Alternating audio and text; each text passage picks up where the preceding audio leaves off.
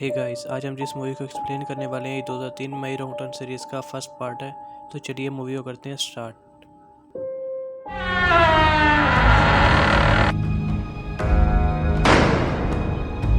West Virginia के जंगल में हमें एक कपल दिखाई देते हैं जिनका नाम हेली और रिच होता है।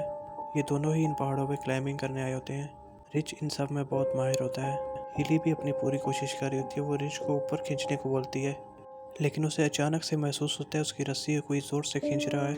उसको लगता है शायद रिच कोई मजाक कर रहा है, लेकिन जैसे ही वो ऊपर देखती है उसके हाथ में खून के कतरे गिरते हैं, जिससे वो समझ जाती है कि वो बहुत बड़े खतरे में है। वो एक नाइफ के ज़रिए से उस रस्सी को काटना शुरू करती है जिससे कोई ऊपर उसको खींच रहा होता है। वो उस नाइफ से रस्सी को काटने के बाद पास में लटक रही एक रस्सी को पकड़ने की कोशिश करती है, जिसकी वजह से वो नीचे गिर जाती है।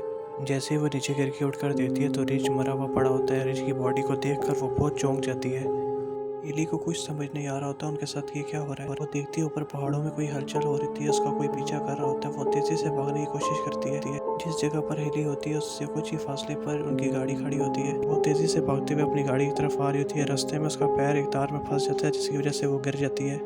गिरने के बाद उसे वहाँ से कोई घसीट कर ले जाता है और फिर सीन शिफ्ट होता है जहाँ पे हमें दिखाया जाता है क्रिस नाम का एक बंदा जो अपना इंटरव्यू देने के लिए अपनी गाड़ी में जा रहा होता है। थोड़ा आगे जाने के बाद उसको कुछ ट्रैफिक मिलता है, जिसकी वजह से वो अपनी गाड़ी को रोक कर वहाँ पर थोड़ा इंतज़ार करने लगता है।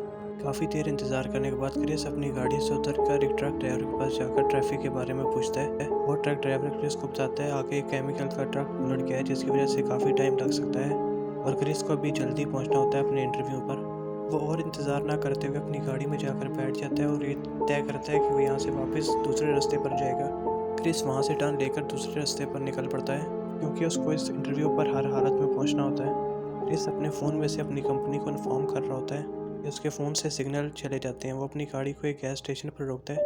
गैस स्टेशन पहुँचने के बाद वो अपनी गाड़ी से उतरता है। उतर वो गैस स्टेशन में एक आदमी से मिलता है और मिलने के बाद वहाँ पर पड़ा हुआ एक फ़ोन होता है जिससे वो कांटेक्ट करने की कोशिश करता है, पर उस पर कोई सिग्नल नहीं आ रहे होते। जिससे क्रिस ने बात की होती है वो उस गैस स्टेशन का ओनर होता है। क्रिस को दोबारा हाईवे पर जाने के लिए कोई शॉर्टकट रास्ते बताता है। वो क्रिस को बताता है यहाँ से थोड़ी दूर जाने पर तुम्हें हाईवे मिल जाएगा। क्रिस उसी गैस स्टेशन के ओनर की बात मानते हुए उसी हाईवे पर निकल जाता है जो रास्ता उसने बताया होता है। क्रिस को संभल के जाने का भी कहता है। वो ऐसा क्यों कहता है ये आपको मूवी के आगे पता चलेगा। क्रिस अपने रास्ते पर निकल पड़ता है। काफ़ी आगे जाने के बाद क्रिस को कोई हाईवे नहीं मिलती। वो काफ़ी आगे जाता जाता है लेकिन उसको हाईवे नहीं मिलती। थोड़ा सा आगे जाने पर उसको दो रास्ते मिलते हैं। क्रिस अपनी गाड़ी को रोककर वहाँ पर सोचने लग जाता है, लेकिन उसको उस गैस स्टेशन के ओनर की बात याद आ जाती है और वो कच्चे में गाड़ी मोड़ लेता है। और यहाँ से इस मूवी का रॉन्ग टर्न स्टार्ट होता है जो कि क्रिस को नहीं लेना था। क्रिस अपनी गाड़ी को मोड़कर उस रास्ते पे आगे जाता है। क्रिस अपनी गाड़ी को कच्चे में उतार कर अपना आगे का सफ़र शुरू करता है। थोड़ा सा आगे जाने पर क्रिस का मन करता है म्यूज़िक सुनने का। वो सीडी निकाल कर अपने सीडी प्लेयर में डालता है, लेकिन उसके हाथ से सीडी गिरकर नीचे गिर जाती है। इसके बाद क्रिस सीडी को उठा के दोबारा सीडी प्लेयर में डालता है और म्यूज़िक ऑन करता है। में वो एक मरे हुए हिरन को देखता है। उस हिरन को देखते देखते उसका ध्यान उस हिरन पे चला जाता है, जिसकी वजह से उसकी गाड़ी एक दूसरी गाड़ी से जाके टकरा जाती है और इस एक्सीडेंट में क्रिस की गाड़ी लगभग तबाह हो जाती है। क्रिस जिस गाड़ी से टकराया होता है वो कॉलेज के स्टूडेंट्स की गाड़ी होती है। क्रिस उनसे माफ़ी मांगता है और सारी भरपाई करने को तैयार होता है। स्कॉट और कैरली क्रिस से पूछते हैं तुम ठीक तो हो। इन फ्रेंड्स और एवन उस पर गुस्सा हो रहे होते हैं। वहाँ से वो तय करते हैं आगे जाके वो मदद लेके आएंगे। क्रिस, स्कॉट, कैरली आगे मदद लेने जाते हैं, जबकि एवन और फ्रेंड्स इधर ही रुकते हैं। वो चारों मदद लेने के लिए आगे बढ़ पड़ते हैं, जबकि ये दोनों यहाँ पर एंजॉय कर रहे होते हैं। इन चारों को यहाँ पर जंगल के अलावा कुछ भी नज़र नहीं आ रहा होता। यहाँ पे फ्रेंड्स कुछ खाने पीने का सामान ढूंढ रही होती है कि एवन मच्छरों से बचने के लिए अपने बाजुओं पे स्प्रे कर रहा होता है। फ्रेंड्स फ्रंट मिरर में देखती है तो एवन पीछे नहीं होता। वो उतर कर चेक करने जाती है तो उसको एवन का एक शूज़ मिलता है। थोड़ा और चेक करने पर उसको एवन का कान भी मिल जाता है। फ्रेंड्स ये देखने के बाद बिल्कुल डर जाती है। थोड़ा सा ही पीछे जाने के बाद फ्रेंड्स को कोई दबोच लेता है और उसको जान से मार देता है। ये सब मदद ढूंढते ढूंढते काफ़ी थक जाते हैं और ये तय करते हैं यहाँ से थोड़ा दूर जाकर मदद लेके आएंगे। ऐसे ही जाते जाते वो एक कैबिन तक पहुँच जाते हैं और सब उस कैबिन की तरफ बढ़ते हैं, लेकिन वो सब चेक करते हैं कैबिन एकदम खाली पड़ा हुआ होता है। वहाँ पर कोई भी आसपास नहीं होता, बस सिर्फ गाड़ियाँ कहीं खड़ी होती हैं। वो ये सब देखकर काफ़ी हैरान हो जाते हैं। क्रिस उस कैबिन के अंदर घुस जाता है। क्रिस वहाँ पर देखता है बहुत सारी गाड़ियों की चाबियाँ पड़ी होती हैं। कैरली को उस कैबिन में कुछ भी सही नहीं लग रहा होता। कैरली एवन को कहती है उस कैबिन को चेक करने के लिए। कैरली उस कैबिन के वॉशरूम में जाती है और उससे वहाँ पर कैबिन के बाथ टब में एक कटी हुई लाश मिलती है, जिसको देख के वो काफ़ी घबरा जाती है। वो उन सबको वहाँ से निकलने का बोलती है। जैसे ही ये निकल रहे होते हैं इनको बाहर से किसी के आने की आवाज़ आती है। क्रिस चेक करता है, वहाँ पर गाड़ी से कोई आ रहा होता है। ये लोग डर कर पीछे के रास्ते से निकलने की कोशिश करते हैं, लेकिन पीछे का रास्ता बंद होता है। इसके बाद वो आदमखोर कैबिन के अंदर आ जाते हैं और फ्रेंड्स की लाश को क्रिस के सामने फेंक देते हैं, जो नीचे छुपा हुआ होता है। क्रिस अपने आप को बहुत मुश्किल से कंट्रोल करता है। जैसे ही कैरली फ्रेंड्स की लाश को देखकर चिल्लाने लगती है, क्रिस उसके मुंह के आगे हाथ रख देता है। जब वो आदमखोर सो जाते हैं तो ये लोग मौका पाके वहाँ से निकलने की कोशिश करते हैं। लोग बड़े संभल कर वहाँ से जा रहे होते हैं, लेकिन सामने फ्रेंड्स की लाश को देखकर ये लोग अपने आप पर बहुत मुश्किल से काबू पाते हैं। धीरे धीरे ये सब बाहर निकल जाते हैं। एकदम क्रिस से आवाज़ हो जाती है, जिसकी वजह से वो आदमखोर जाग जाते हैं। उन आदमखोरों के जागने से ये सब वहाँ से भाग जाते हैं। ये सब भागते भागते एक चट्टान पर चढ़ जाते हैं। वो तीनों आदमखोर गाड़ी लेकर इनके पीछे लग जाते हैं। ये चारों भागते भागते एक ऐसी जगह पर आ जाते हैं जहाँ पर चारों तरफ गाड़ियाँ खड़ी होती हैं, और उसी दौरान आदमखोर भी आ जाते हैं। इन आदमखोरों का नाम थ्री फिंगर और वन आई होता है। क्रिस तय करता है इन आदमखोरों का ध्यान भटकाएगा और ये सारे निकल जाएंगे। इस जैसे ही इन आदमखोरों का ध्यान अपनी तरफ भटकाता है तो वो इसके पीछे लग जाते हैं। वो क्रिस को गोली मारते हैं, जो उसकी टांग में जाके लगती है। इसके बाद क्रिस घायल हो जाता है। क्रिस को घायल देखकर स्कॉट उन आदमखोरों का ध्यान अपनी तरफ भटका देता है।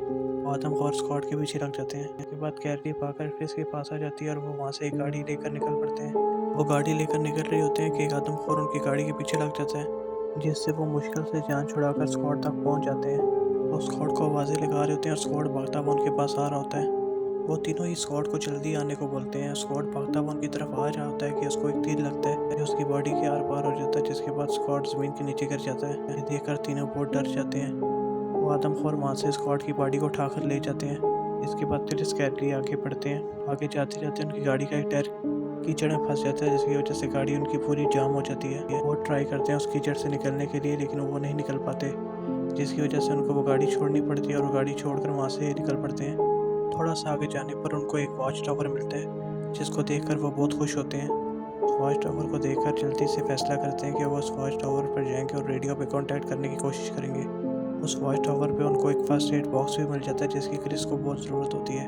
कैरली उस वॉच टावर की रेडियो से कांटेक्ट करने की कोशिश कर रही होती है। वो बार बार उस रेडियो के जरिए से मदद मांग रही होती है। इसी दौरान वो आदमखोर भी आ जाते हैं। एकदम रेडियो की तेज़ आवाज़ की वजह से उन आदमखोरों को पता लग जाता है कि ये वॉच टावर पे हैं। आदमखोर वॉच टावर के ऊपर आने लगते हैं, लेकिन क्रिस उस वॉच टावर के आने वाले रास्ते को बंद कर देता है, जिससे वो आदमखोर उस वॉच टावर को आग लगा देते हैं। उनके पास और कोई चॉइस ना होने की वजह से वो उस वॉच टावर के ऊपर से छलांग मारकर पेड़ की तरफ आते हैं। और उनको ऐसा करते हुए तीनों आदमखोर देख लेते हैं। थ्री फिंगर पेड़ के ऊपर चढ़कर करनी को कुल्हाड़ी से काट देता है। इस जैसी को लेकर वहाँ से चुपचाप चला जाता है। वो थ्री फिंगर को मारने का प्लान बनाते हैं। स्टैनी को खींच कर पकड़ लेता है। जैसी थ्री फिंगर को फंसा के वहाँ तक ले आती है।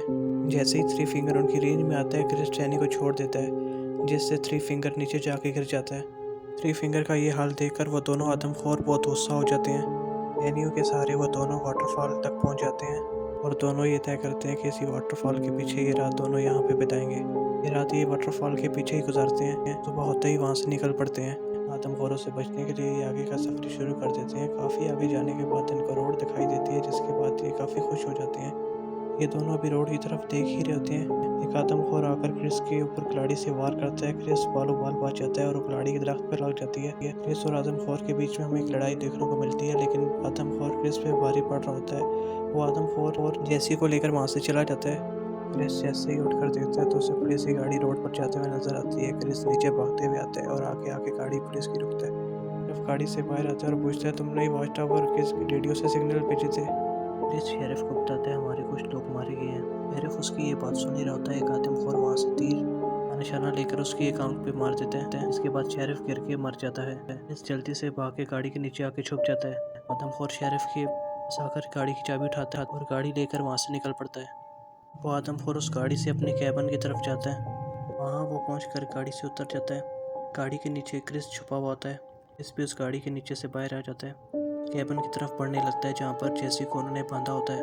वो आदमखोर जेसी को बुरी तरह टॉर्चर कर रहे होते हैं। वो जेसी को मारने ही वाले होते हैं कि क्रिस वहाँ पर शेरिफ की गाड़ी लेकर आ जाता है। वहाँ पर उस गाड़ी का ब्लास्ट करवा देता है, जिससे एक आदमखोर बुरी तरह जख्मी हो जाता है।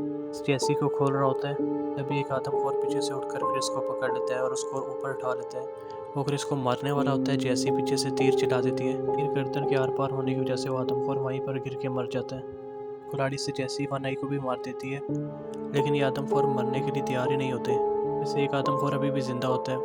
क्रिस और जैसी कैबिन से बाहर निकल आते हैं। क्रिस अपने साथ बंदूक भी ले आता है बाहर। क्रिस उस शेरिफ की गाड़ी के पीछे ऑयल टैंकर पर गोली चला देता है, जिससे वो कैबिन पूरी तरह तबाह हो जाता है और यहाँ पर वो दोनों आदमखोर मारे जाते हैं। क्रिस और जैसी गाड़ी लेकर वहाँ से निकल पड़ते हैं। क्रिस वापस उसी गैस स्टेशन पर रुकता है और उस मैप को आकर फाड़ देता है और यहाँ पर काफ़ी खून खराबे के बाद ये मूवी एंड हो जाती है।